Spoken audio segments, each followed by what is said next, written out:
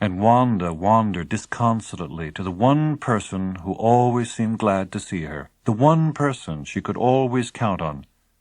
That was Hugo Amaral. It was 6 years ago that she had wandered into Hugo's office. Hugo looked up at her with his owlish, reconstituted eyes, and as usual took a moment or two to recognize her. "Why, it's my dear friend, Wanda. Why do you look so sad?" Wanda's lower lip trembled. "Nobody loves me." "Oh, come. That's not true. They just love that new baby. They don't care about me any more." "I love you, Wanda." "Well, you're the only one then, Uncle Hugo." She cradled her head on his shoulder and wept. Amaral, totally unaware of what he should do, could only hug the girl and say, "Don't cry. Don't cry." And out of sheer sympathy, he found that tears were trickling down his own cheeks as well. And then he said with sudden energy, "Wanda, would you like to see something pretty?" "What?" Amaral knew only one thing in life and the universe that was pretty. "Did you ever see the prime radiant?" "No. What is it?" "It's what your grandfather and I use to do our work. See, it's right here." He pointed to the black cube on his desk, and Wanda looked at it woefully. "That's not pretty." "Not now," agreed Amaral. "But watch when I turn it on." He did so. The room darkened and filled with dots of light and flashes of color. "See? Now we can magnify it so all the dots become mathematical symbols." And so they did. There in the air were signs of all sorts, letters, numbers, arrows, and shapes that Wanda had never seen before. "Isn't it pretty?" asked Amaral. "Yes, it is." Wanda stared carefully at the equations that represented possible futures. "I don't like that part, though. I think it's wrong." She pointed at a colorful equation to her left. "Wrong? Why do you say it's wrong?" Amaral frowned. "Because it's not pretty. I do it a different way." Amaral cleared his throat. Well, I'll try to fix it up." And he moved closer to the equation in question, staring at it in his owlish fashion. "Thank you very much, Uncle Hugo, for showing me your pretty lights. Maybe someday I'll understand what they mean." "That's all right. I hope you feel better." "A little. Thanks." And after flashing the briefest of smiles, Wanda left the room. Amaral stood there, feeling a trifle hurt. He didn't like having the Prime Radiance product criticized, not even by a 12-year-old girl. And as he stood there, he had no idea whatsoever that the psychohistorical revolution had begun. That afternoon, Amaral went to Hari Seldon's office at Streeling University. Amaral looked puzzled. "Harry, something very odd has happened. Very peculiar." Seldon looked at his friend with deepest sorrow. Amaral was only 53, but he looked much older, worn down to almost transparency. "What is it, Hugo?" "It was Wanda. She came in to see me, very sad, very upset." "Why?" "Apparently it's the new baby." "Oh, yes." Harry had more than a trace of guilt in his voice. "I thought I'd cheer her up by showing her the Prime Radiant." Here Amaral hesitated. "Go on, Hugo. What happened?" "Well, she stared at all the lights, and I magnified a portion, and Wanda pointed to a part of it and said it was no good. It wasn't pretty. We all have our personal likes and dislikes." "Yes, of course. But I spent some time going over it, and, Harry, there was something wrong with it." "But that's impossible. It was just coincidence." "Was it? Do you think, with all your knowledge of psychohistory, you could take one glance at a new set of equations and tell me that one portion is no good?" For a few moments Seldon was lost in thought. Then he asked the question that pushed forward the psychohistorical revolution that Wanda had begun. Hugo, did you have any suspicions about those equations beforehand? Well, I know I did, when I was setting it up. It's a new section, you know. I remember thinking it looked wrong, but I had other things to do, and I just let it go. And you turned on that very fragment of the equations to show Wanda, as though it were haunting your unconscious mind. Amaral shrugged. Who knows? I think I know what happened, Hugo. Wanda read your mind. Amaral jumped. That's impossible. I can't believe it. I can, but I don't know what to do about it. Dimly, Seldon felt the rumblings of a revolution in psychohistorical research, but only dimly.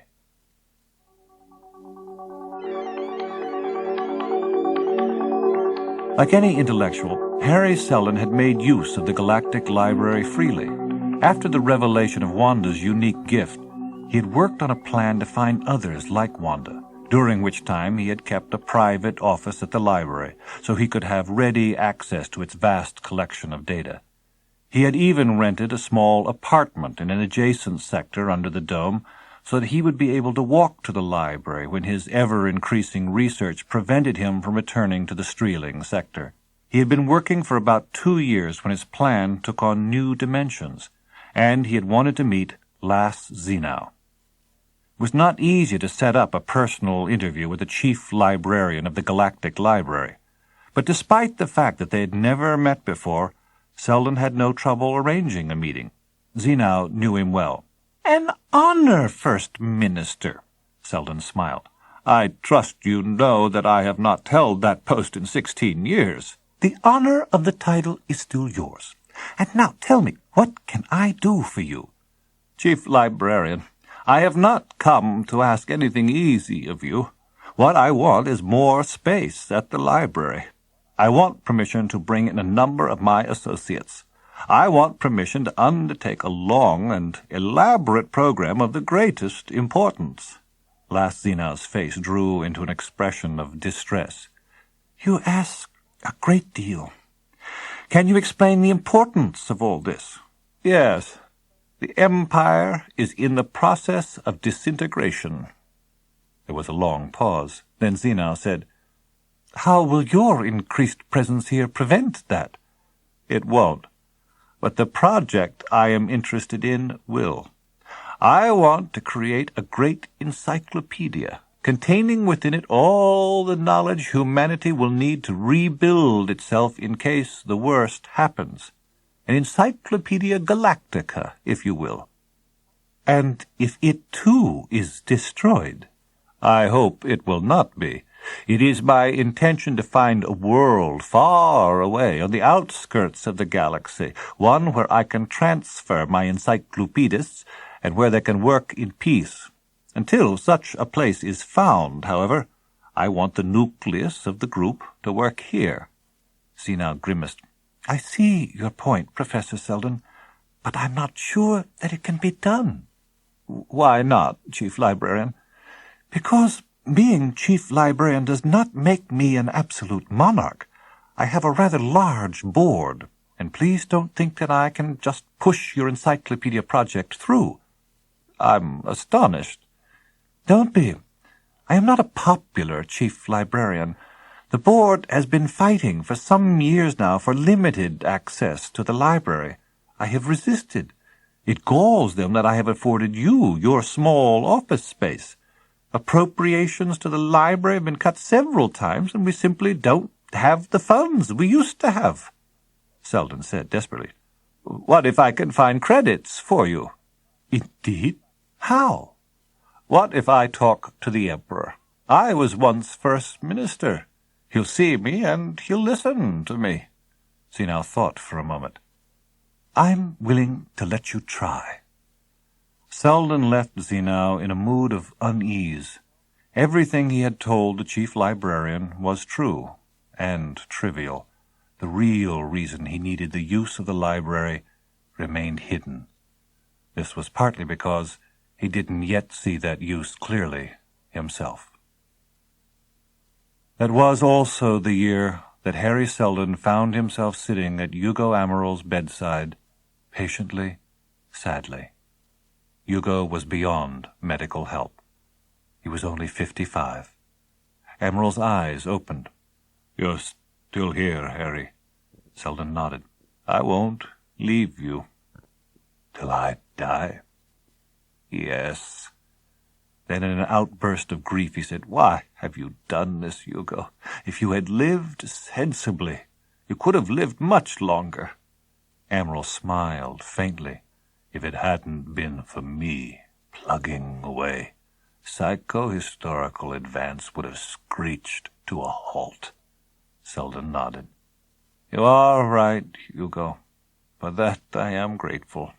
And when you spend at least half your time on administrative duties, who did the real work, eh?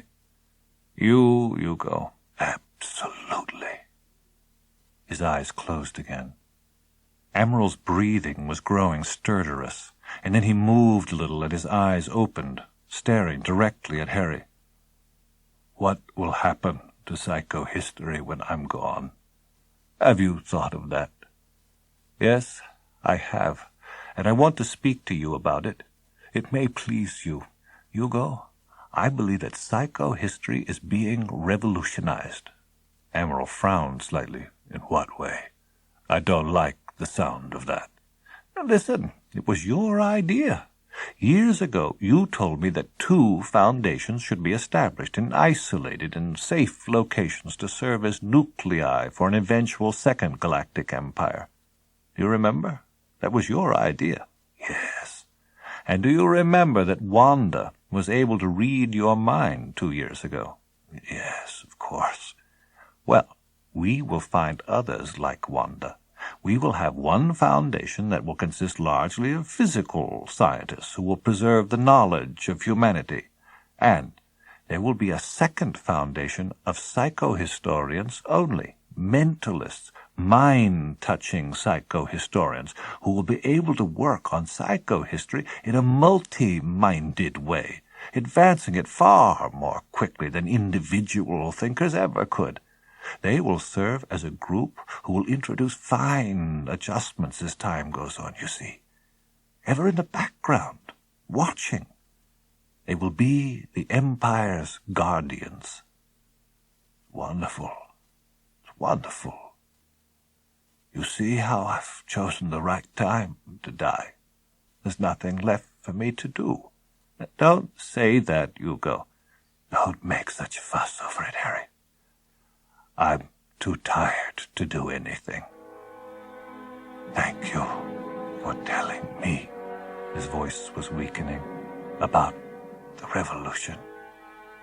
It makes me happy. Happy. Happy." And those were Hugo Amaryl's last words. Tears stung Seldon's eyes and rolled down his cheeks.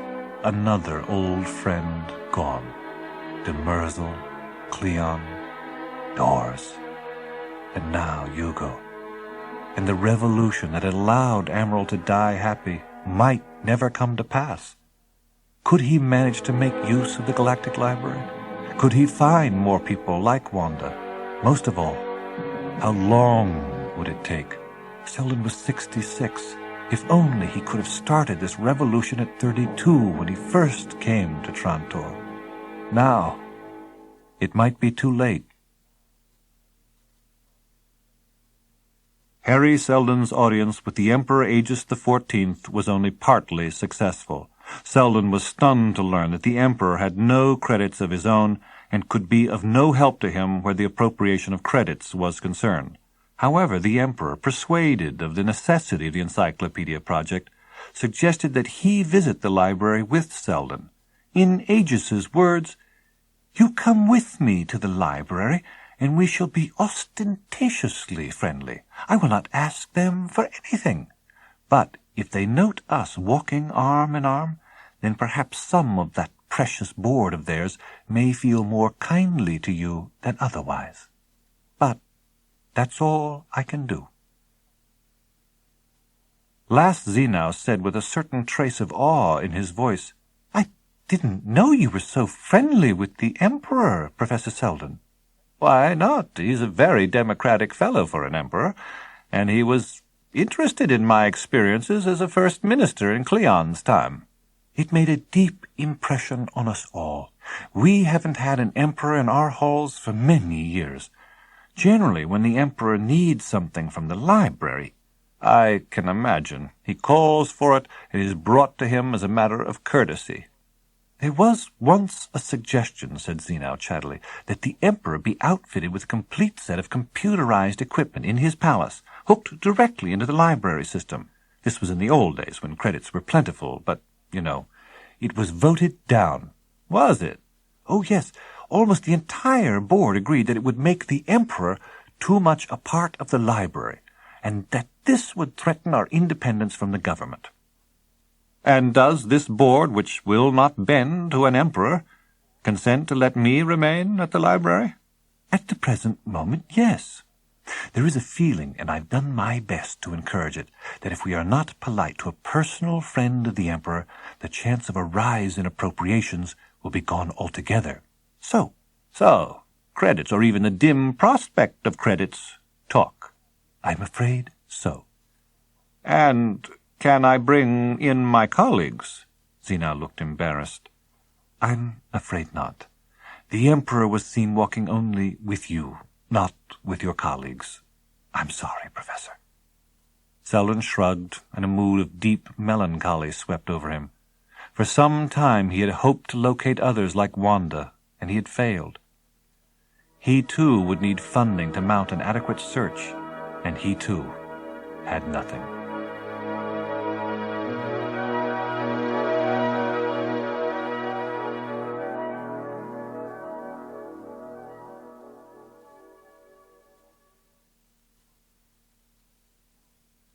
Trantor, the capital world city of the Galactic Empire, had changed considerably since the day Harry first stepped off the hypership from his native helicon. Was it the pearly haze of an old man's memory that made the Trantor of old shine so brightly in his mind's eye? Harry wondered. Now, Harry thought sadly, the walkways were nearly deserted, even in the full light of day. Roving gangs of thugs controlled various areas of the city. A person went out at his own risk, and Hari Seldon took that risk in the form of a daily walk, as if defying the forces that were destroying his beloved empire. And so Hari Seldon walked along, limping and thoughtful.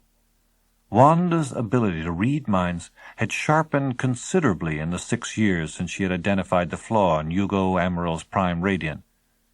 She had realized that her mental ability set her apart from other people, and she was determined to harness its energy.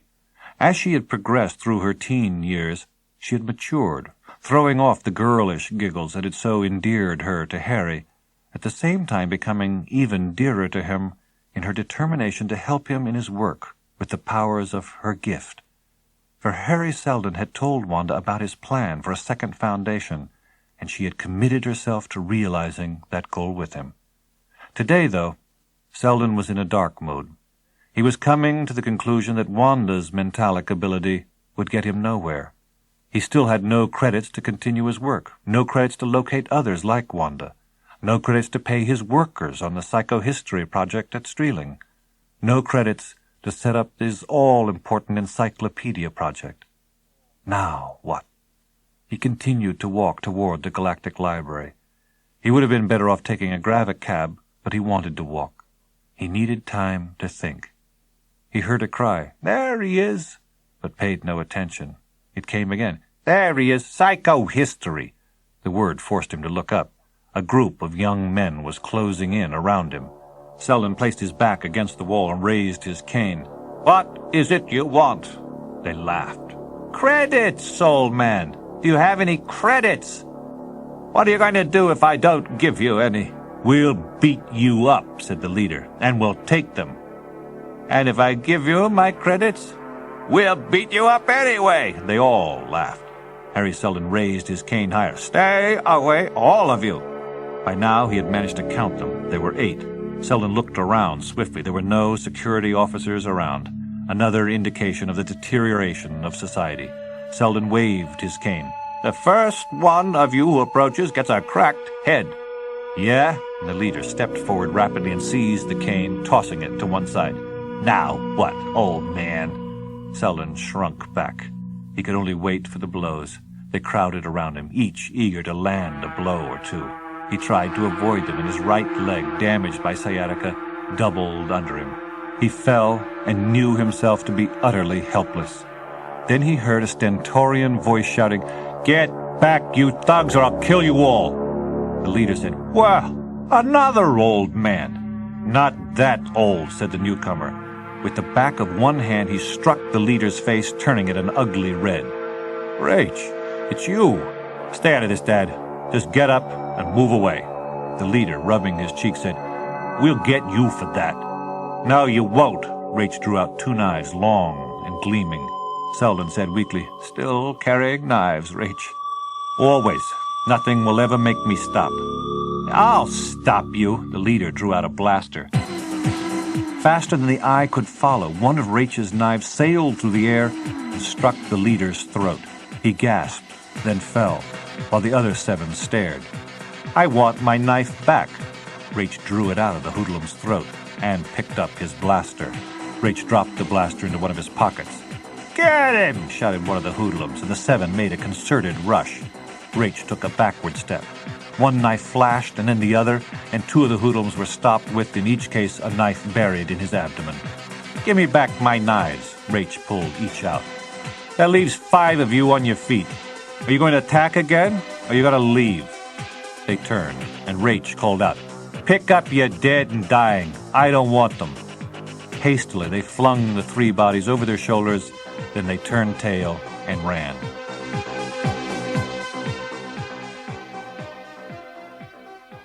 Rach bent to pick up Seldon's cane.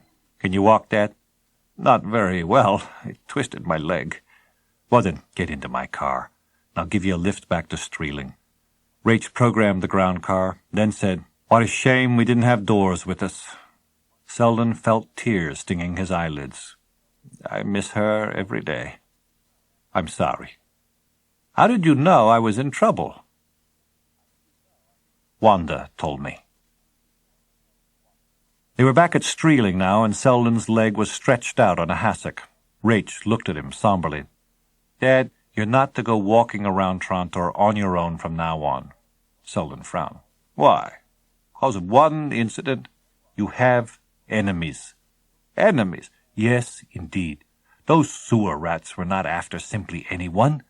They identified you by calling out psychohistory. Why do you suppose that was?" "I don't know why." "Don't you suppose the Trontorians know that their world is going downhill at a rapid rate? Don't you suppose they know that your psychohistory has been predicting this for years? Doesn't it occur to you that they may blame the messenger for the message? I can't believe that. You have to. You can't go out alone. I'll have to be with you, or you will have to have bodyguards. That's the way it's going to be, Dad." Seldon looked dreadfully unhappy. Rach softened. "But not for long, Dad. I've got a new job." Seldon looked up. "A new job? What kind?" "Teaching. At a university." "Which university?" "Santani." Seldon's lips trembled. "Santani? That's 9,000 parsecs away from Trantor. It's on the other side of the galaxy." "Exactly. That's why I want to go there.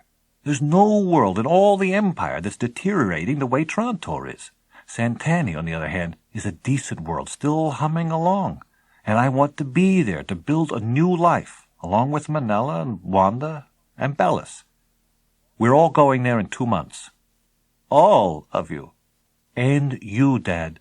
You're coming with us to Santani." Seldon shook his head. "Are you asking me to abandon my life's work?" "Take psychohistory with you. Start it again on Santani."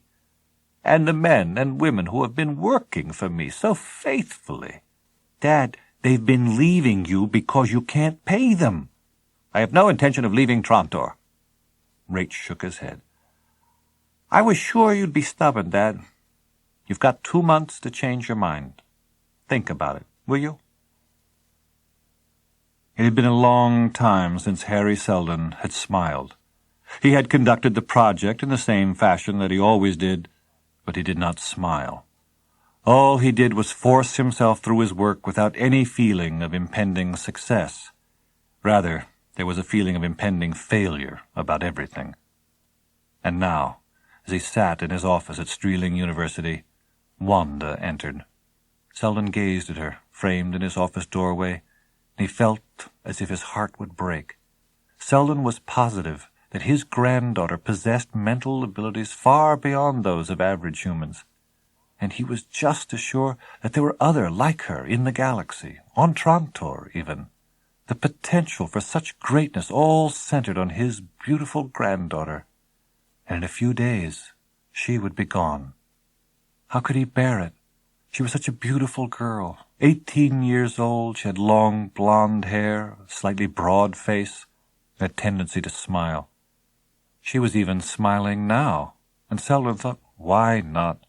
She's heading for Santani, and for a new life. Well, Wanda, just a few more days. No, I don't think so, Grandpa. He stared at her. What? Wanda approached him and put her arms around him. I'm not going to Santani. Have your father and mother changed their minds? No, they're going. And you're not. Why? I'm going to stay here, Grandpa. With you. She hugged him. Poor Grandpa. But I don't understand. Why? Seldon wanted to rejoice, but he couldn't do so openly. There were Rach and Manella. What of them? Wanda, what about your parents? Can you be so cold-blooded about them? I'm not cold-blooded. They understand. They realize I must be with you. Well, how did you manage that? I pushed, and eventually they came to see it my way. You can do that. It wasn't easy. And you did it because... Seldon paused. Because I love you. Of course. And because... Yes. I must learn psychohistory. I want to learn all I can, so I can carry on when... Well, that would be wonderful, if you could do it. But there is no funding anymore. I'll teach you all I can, but we can't do anything. We'll see, Grandpa. We'll see.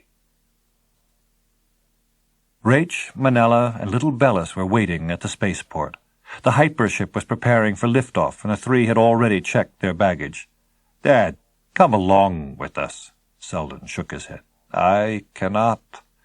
If you change your mind, we will always have a place for you. I know, Rach. Dors and I were lucky to find you. I'm the lucky one. Rach's eyes filled with tears. Seldon looked away miserably. Wanda was playing with Bellis when the call rang out for everyone to board the hypership. They did, after a tearful last embrace of Wanda by her parents. Rach looked back to wave at Seldon. Seldon waved, and one hand moved out blindly to embrace Wanda's shoulders. Now, she was the only one left.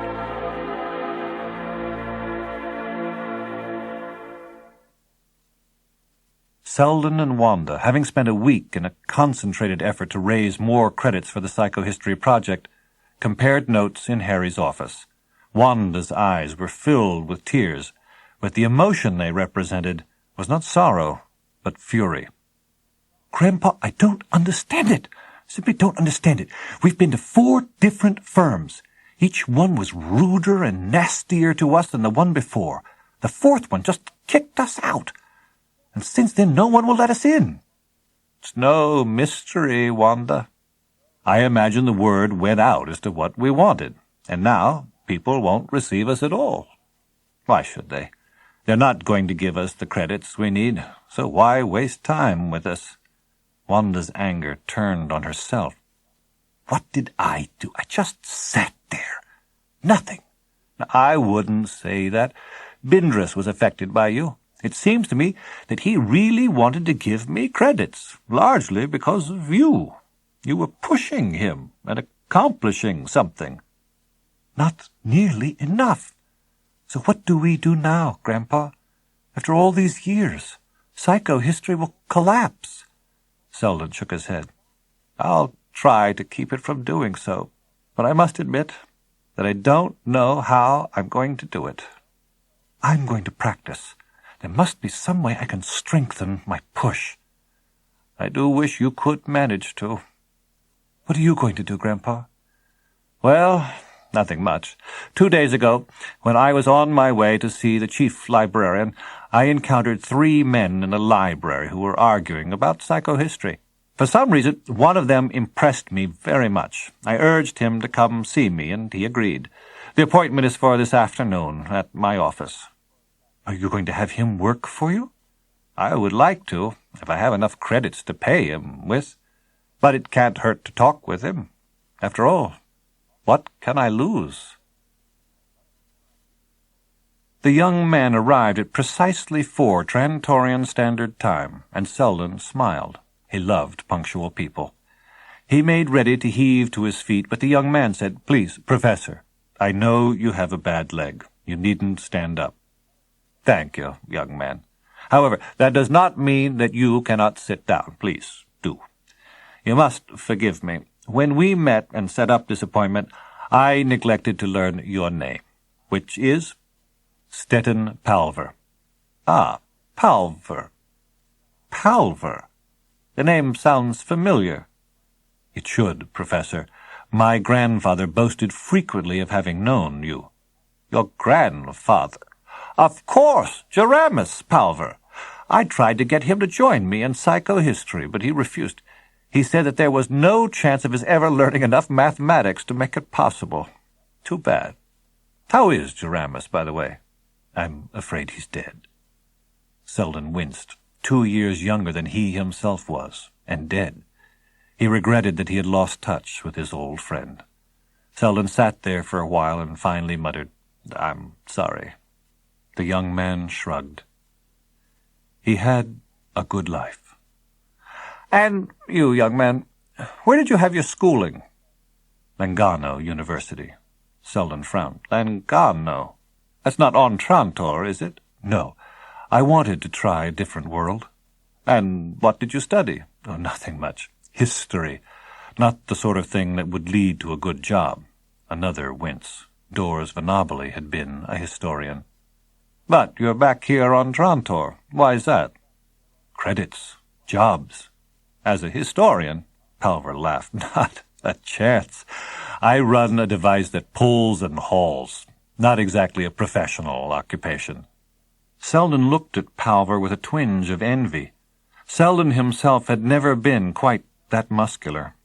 Seldon said, I presume that when you were at the university you were on the boxing team. Who? Me? Never. I'm a twister. A twister? Seldon's spirits jumped. Are you from Helicon? Palver said with a certain contempt. You don't have to come from Helicon to be a good twister. No, thought Seldon, but that's where the best ones come from. However, he said nothing. He did say, though, Well, your grandfather would not join me. How about you? Psychohistory.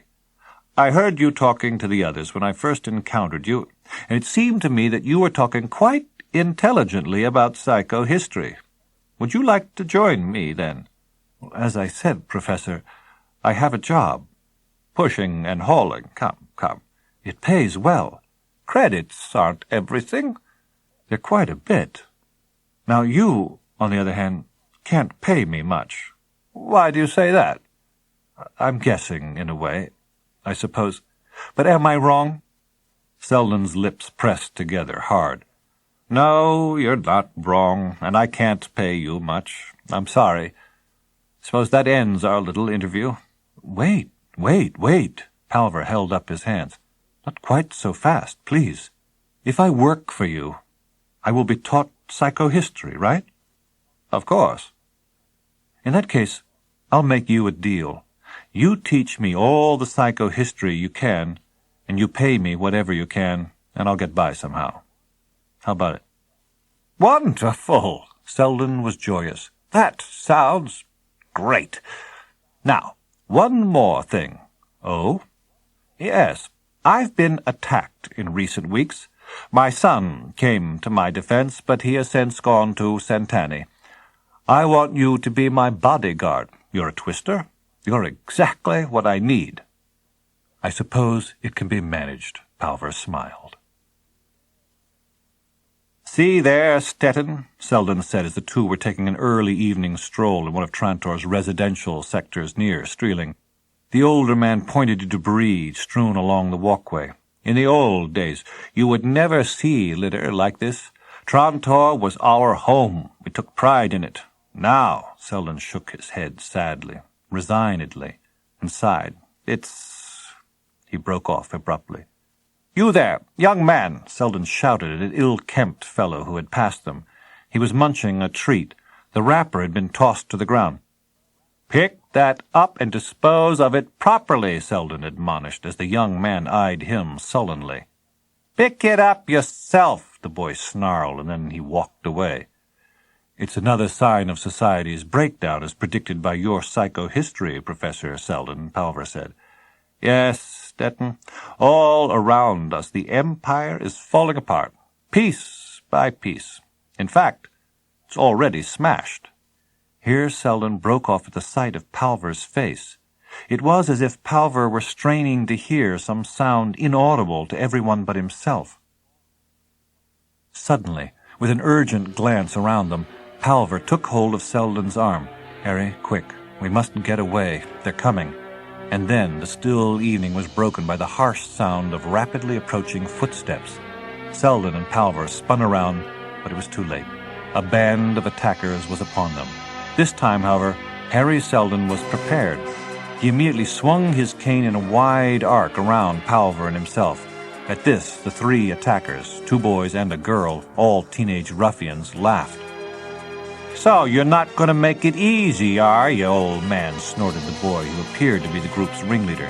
"Why, we'll take you out in 2 seconds flat. All of a sudden, the ringleader was down, the victim of a perfectly placed twist kick to his abdomen. The other 2 ruffians quickly dropped to a crouch in preparation for attack, but Palver was quicker. They, too, were felled almost before they knew what hit them, and then it was over. "Come on, let's get out of here quickly," Palver urged, only this time it was not the attackers they would be fleeing. "Stettin, we can't leave," protested Seldon. He gestured toward the unconscious would-be muggers. "They may be dying. How can we just walk away? It's inhumane, that's what it is, and humanity is exactly what I've been working all these years to protect." "Nonsense. What's inhumane is the way muggers like that prey on innocent citizens like you. They'll come to soon enough and slink away to lick their wounds. Harry, you must think. You stand to lose everything if you're linked to another beating. Please, Harry, we must run." With this, Palver grabbed Seldon's arm, and Seldon, after a last backward glance, allowed himself to be led away. As the footsteps of the rapidly departing Seldon and Palver diminished, another figure emerged from his hiding place behind some trees. Chuckling to himself, the sullen-eyed youth muttered, "You're a fine one to tell me what's right and what's wrong, Professor." With that, he spun on his heel and headed off to summon the security officers. "Order! I will have order!" bellowed Judge Tehan Popchens Le. The public hearing of Hari Seldon and his young associate Stettin Palver had generated a hue and cry among the populace of Trantor. The judge pressed a contact, and a gong resounded throughout the packed courtroom. "I will have order," she repeated to the now hushed throng. The judge cut an imposing figure in her scarlet robe. Originally from the outer world of Listina, Liz's appearance had a slight bluish cast. She had a reputation for coming down hard on offenders. "I have heard of you, Professor Seldon, and your theories about our imminent destruction. You claim to be the victim of assault. Your reasoning stems, I believe, from a previously unreported incident in which you and your son allegedly were assaulted by 8 hoodlums. However, your plea of self-defense, in this case, will have to be very convincing." The 3 hoodlums who were bringing charges against Seldon and Palver snickered in their seats at the plaintiff's table. Seldon's lawyer, Siv Novkar, approached the bench. "Your Honor, my client is an upstanding member of the Trontorian community. He is a former First Minister of stellar repute. He is a personal acquaintance of our Emperor, Aegis XIV. What possible benefit could Professor Seldon derive from attacking innocent young people?" Judge Legge glanced down at Seldon, clearly unimpressed. "What benefit indeed, Counselor? I have been asking myself that very question. And then it dawned on me. Perhaps in his frustration at not being believed, Professor Seldon believes he must prove to the worlds that his predictions of doom and gloom are really coming to pass. After all, here is a man who has spent his entire career foretelling the fall of the Empire, and all he can really point to are a few burned-out bulbs in the dome, a budget cut here and there, nothing very dramatic, but an attack, or 2 or 3, now. That would be something." Leigh sat back and folded her hands in front of her, a satisfied expression on her face. With great effort, Seldon approached the bench, waving off his lawyer, walking headlong into the steely gaze of the judge. "Your Honor, please permit me to say a few words in my defense." "Of course, Professor Seldon. I am most interested to hear what you have to say." Seldon cleared his throat before beginning. "I have devoted my life to the Empire. My science of psychohistory, rather than being a harbinger of destruction, is intended to be used as an agent for rejuvenation. I love our worlds, our peoples, our empire. What would it behoove me to contribute to the lawlessness that saps its strength daily? I can say no more. You must believe me. I am speaking from my heart." Seldon turned and made his way slowly back to his chair beside Palver. "From the heart or not, Professor Seldon, this decision will require much thought on my part. Now, I would like to hear from Rael Nivas, who has come forward as an eye-witness to this incident." As Nivas approached the bench, Seldon and Palver looked at each other in alarm. It was the boy whom Harry had admonished just before the attack.